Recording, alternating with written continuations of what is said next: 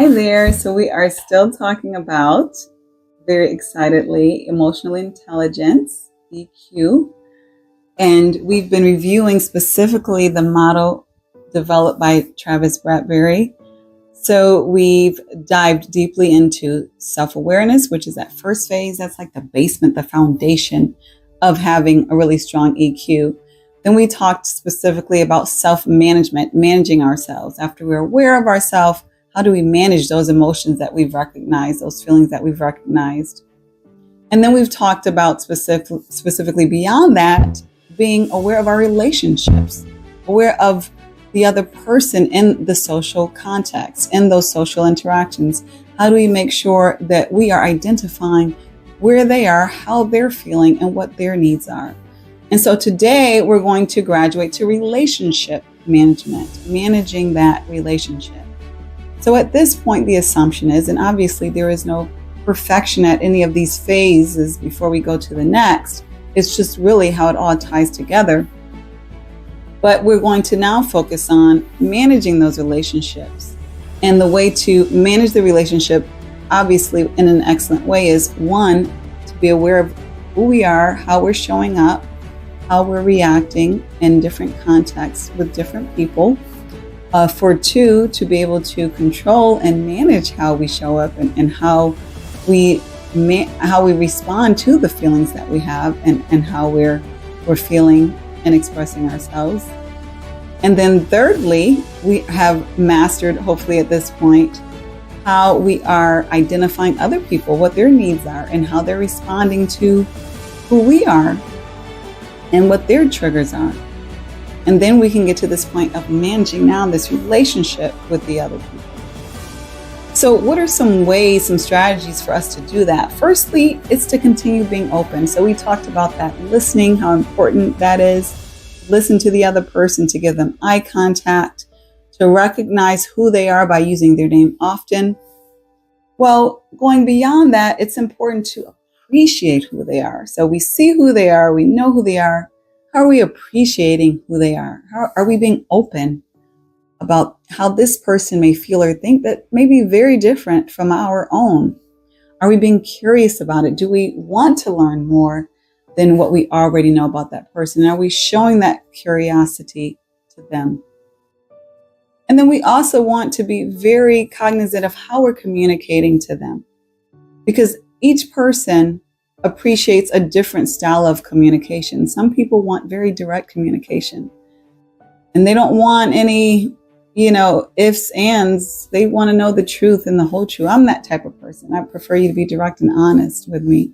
But then there are other people who they want you to basically break it to them gently in maybe 3 parts and 4 different conversations.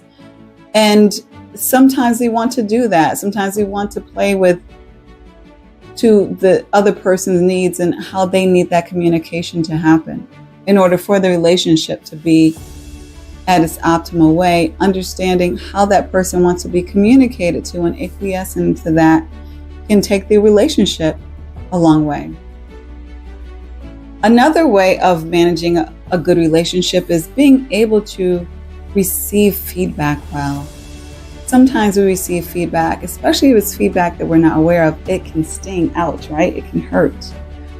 But for those of us who have high EQs, it's going to be important for us to be able to identify not only what we see as gaps, but appreciate what other people see as gaps. Recognizing that these people are important in our lives, being able to appreciate what they see as gaps and addressing those gaps is going to be really, really important. And accord, building trust in a relationship is really important. And that building trust looks very differently in different relationships. But it's going to be important that we focus on building trust by being consistent. That's a great way of building trust. If we're showing up in a different way every time we see someone, it's difficult, quite frankly, for them to trust who we are if we're not consistent in how our emotions are showing up, if we're not consistent in what we say we're going to do or not. It's tough for them to trust us. Another good way to manage a relationship is to be accessible.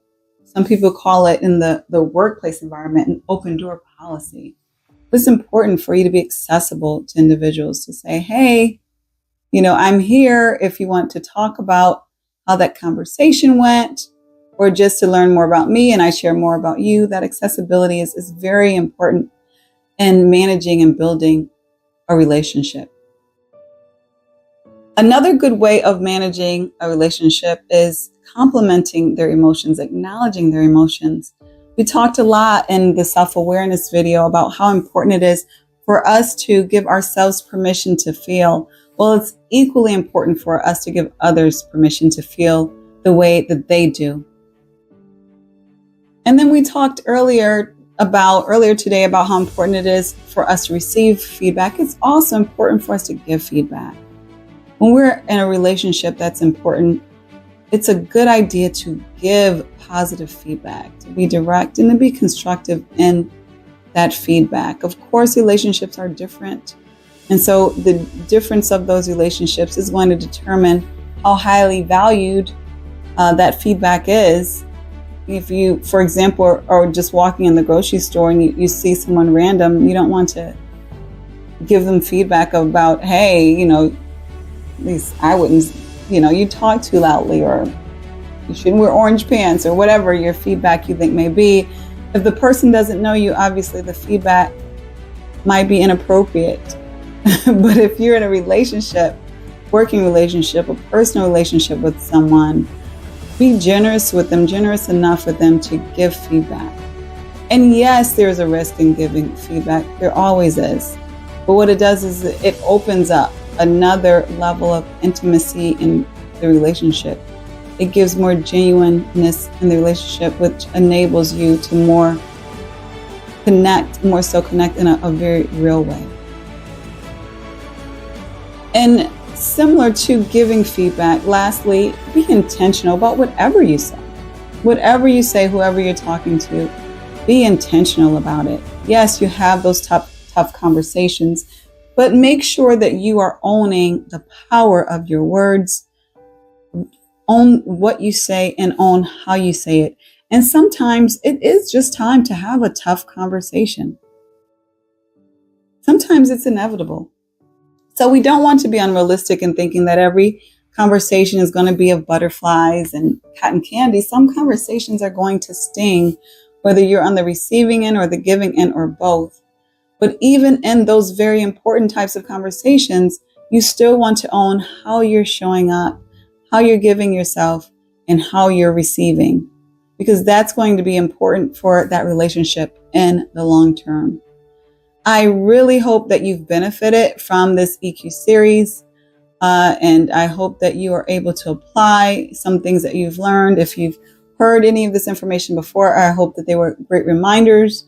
And feel free to share with others and to like if you do like this information, because then that will obviously fix it so that you'll get more of this type of information.